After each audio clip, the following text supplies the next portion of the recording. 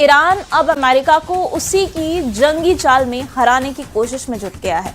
Iran ने दावा किया है कि उसने जॉर्डन में अमेरिका के 3 F-35 लड़ाकू विमान मार गिराए हैं।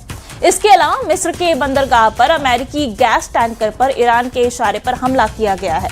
इधर सऊदी अरब ने ईरान के समर्थित हूथी लड़ाकों पर 14 देशों के साथ मिलकर जमीनी हमला करने का आदेश दे दिया है, जबकि दूसरी तरफ दावा किया गया है कि अमेरिका और इजरायल मिलकर अब ईरान के परमाणु ठिकानों पर हमला करने का प्लान फाइनल कर चुके हैं।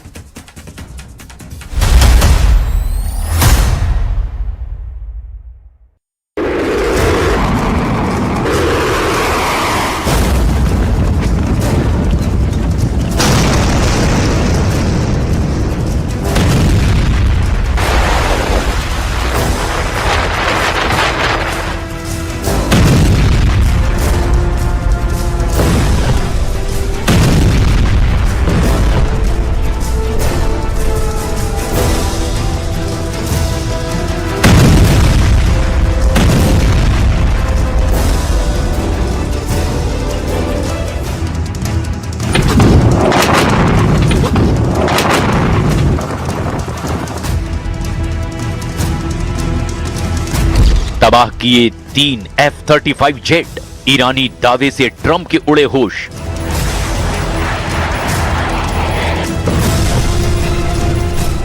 पांच महीने से ज्यादा की ईरान जंग अब पूरे अरब वर्ल्ड को खूनी जंग में घसीट चुकी है। दूसरी तरफ जब से वॉशिंगटन में राष्ट्रपति ट्रंप और प्रधानमंत्री नेतन्याहू के बीच मीटिंग हुई है, उसके बाद से ईरान से लेकर इराक तक ईरानी ठिकानों और लड़ाकों पर बेतहाशा हमले अमेरिका की तरफ से हो रहे हैं, जबकि दूसरी तरफ जॉर्डन में अमेरिका के 3 F-35 जेट को तबाह करने का दावा करने वाला ईरान अब एक ऐसे युद्ध में कूद चुका है जहां रोजाना उसके हमला करने का दायरा और अरब देशों की संख्या बढ़ती ही जा रही है। जॉर्डन के अलावा बहरीन की राजधानी मनामा में ईरान ने जबरदस्त ड्रोन हमला अमेरिकी अड्डों पर किया है। इसके अलावा अभी तक युद्ध अरब देशों तक सीमित था, लेकिन ईरान ने अफ्रीका का दरवाजा कहे जाने वाले मिस्र पर भी हमला करके अब अमेरिका को चौंका दिया है। हमलों से अछूता रहा मिस्र भी अब ईरान के हमलों की चपेट में आ चुका है। ईरान ने मिस्र में अमेरिकी तेल टैंकर जहाजों पर हमला करके अमेरिका और मिस्र को पूरी तरह से चौंका कर रख दिया है। हैरान करने वाली बात तो ये है कि भीषण हमलों के बीच भी ईरान और अमेरिका मध्यस्थों के जरिए बातचीत करने में जुटे हुए हैं, लेकिन जो खुफिया इनपुट युद्ध में शामिल सभी देशों से मिल रहे हैं, उनके मुताबिक युद्ध का दूसरा राउंड बेहद तेजी से चरम पर पहुंचता दिखाई दे रहा है। खबर तो यहाँ तक है कि सऊदी अरब, कुवैत और यूएई के साथ मिलकर ईरान समर्थित यमन के हूथी लड़ाकों पर जबरदस्त जमीनी हमले की तैयारी में जुटा हुआ है। हम आपको ईरान युद्ध का वो ब्लैक चैप्टर दिखा रहे हैं जो इस युद्ध को महायुद्ध में बदल चुका है। जला डाले 3 F-35 जेट, जॉर्डन में ईरान का जबरदस्त हमला।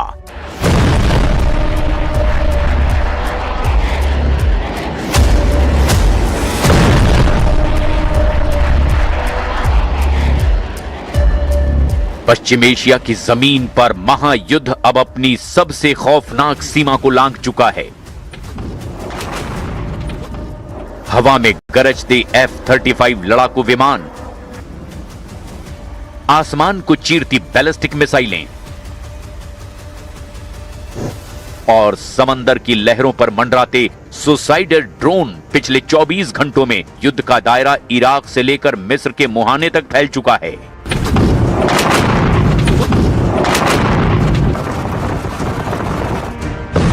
एक तरफ जॉर्डन की सरहद पर अमेरिकी लड़ाकू विमानों को निशाना बनाने का ईरानी दावा है, तो दूसरी तरफ इराक में अमेरिका और सऊदी अरब के भारी हमलों से जमीन कांप उठी है। वहीं मिस्र का दमियेटा पोर्ट जल रहा है।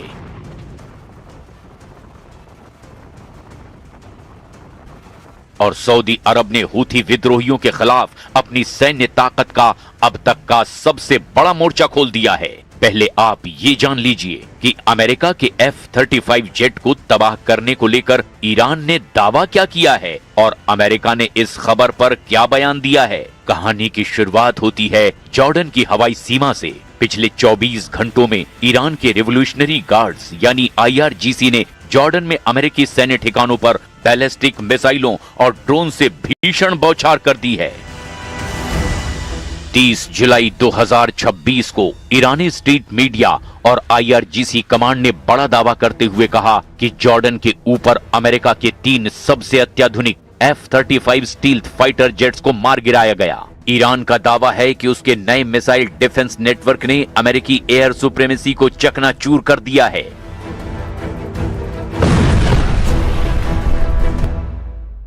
The United States military began major combat operations in Iran. Our objective is to defend the American people by eliminating imminent threats from the Iranian regime, a vicious group of very hard, terrible people. दोनों पक्षों के दावों के बीच इस झड़प ने ये साबित कर दिया कि जॉर्डन अब अमेरिका और ईरान से सीधे टकराव का नया एपिसेंटर बन चुका है।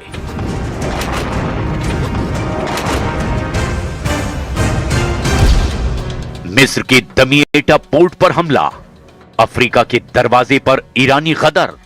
युद्ध की लपटें अब तक खाड़ी देशों तक सीमित थी, लेकिन 31 जुलाई की सुबह युद्ध का दायरा अफ्रीका के मोहाने यानी मिस्र तक पहुंच चुका है।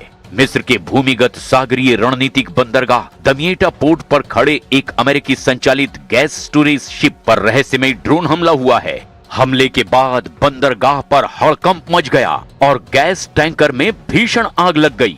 इस हमले के तुरंत बाद शक की सुई यमन के हूथी विद्रोहियों की ओर घूमी, लेकिन हूथी मीडिया नेटवर्क ने तुरंत बयान जारी करके इस हमले में अपना हाथ होने से साफ इनकार कर दिया। मिस्र के राष्ट्रपति और राष्ट्रीय सुरक्षा परिषद की आपातकालीन बैठक भी बुला ली गई। खुफिया एजेंसियों का मानना है कि ये हमला स्वेज नहर के व्यापारिक मार्ग को ठप करने की एक सोची समझी साजिश है। अगर मिस्र इस युद्ध में प्रत्यक्ष रूप से घिसटता है तो फिर वैश्विक ऊर्जा आपूर्ति श्रृंखला का तबाह होना तय माना जा रहा है। ड्रोन हमले के पीछे ईरान का हाथ भी माना जा रहा है।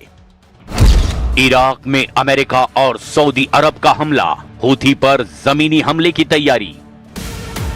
इराक की जमीन पर संयुक्त रूप से अमेरिका और सऊदी अरब ने अब तक का सबसे भीषण हमला बोल दिया है। इराक में मौजूद ईरान समर्थित मिलिशिया गुटों और पॉपुलर मोबिलाइजेशन फोर्सेस यानी कि PMF के गोला बारूद डिपो और कमांड सेंटर्स पर अमेरिका और सऊदी फाइटर जेट्स ने एक साथ बमबारी की है। इस संयुक्त हमले में 20 से ज्यादा लड़ाके मारे गए हैं और कई ईरानी सैन्य सलाहकार भी मारे गए हैं। इराक के एरबिल और आसपास के इलाकों में हवाई हमले का सायरन लगातार गूंज रहा है।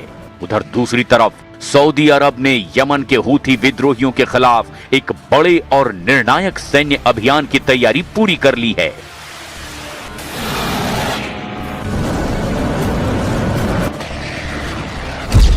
हूथी विद्रोहियों के द्वारा सऊदी अरब की तेल कंपनी आरामको के ठिकानों जिजान और यानबू को निशाना बनाने की कोशिशों के बाद सऊदी क्राउन प्रिंस और रक्षा मंत्रालय ने हूथी ठिकानों पर अब पूर्ण पैमाने पर हवाई हमलों का आदेश जारी कर दिया है।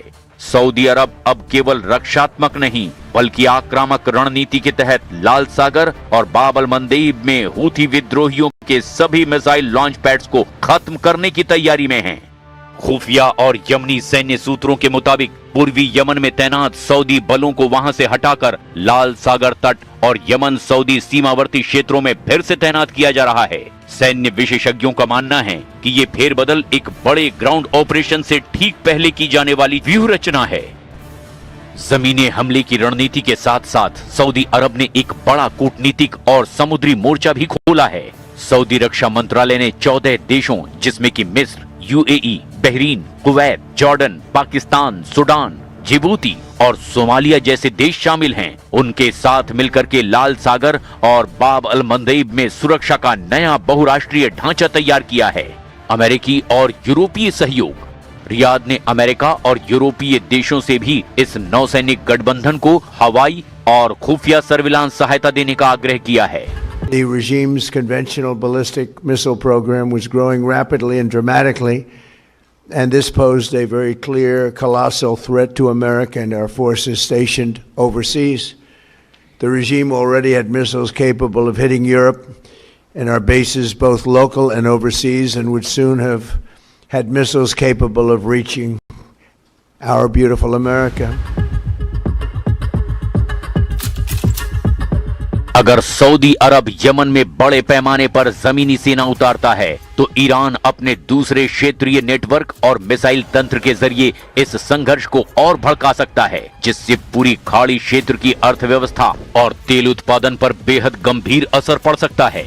इधर युद्ध की आग भड़क रही है तो उधर वॉशिंगटन में अमेरिकी राष्ट्रपति डोनाल्ड ट्रंप ने अपना अब तक का सबसे सख्त और आक्रामक रुख अख्तियार कर लिया है। डोनाल्ड ट्रंप ने चेतावनी दी है कि अमेरिका और उसके सहयोगियों जैसे सऊदी अरब, कुवैत, बहरीन और जॉर्डन पर किया गया हमला ईरान के लिए विनाशकारी साबित होगा। ट्रंप ने साफ कह दिया कि अगर ईरान ने तेल टैंकरों की नाकेबंदी खत्म नहीं की या अमेरिकी ठिकानों पर हमले नहीं रोके तो अमेरिकी सेना ईरान के परमाणु और बुनियादी ढांचे पर पूरी तरह से विनाशकारी हमले करेगा। खुफिया एजेंसियों के ताजा इनपुट इशारा कर रहे हैं कि अगले 48 घंटे बेहद नाजुक हैं। एक तरफ ईरान का दावा है कि वो लंबे युद्ध के लिए पूरी तरह से तैयार है, तो वहीं दूसरी तरफ अमेरिका, सऊदी अरब और इजराइल का त्रिस्तरीय गठबंधन ईरान के नेटवर्क को चारों तरफ से घेर रहा है। अब ऐसे हालात में देखना ये होगा कि आखिर पूरी दुनिया पर इसका असर क्या होता है।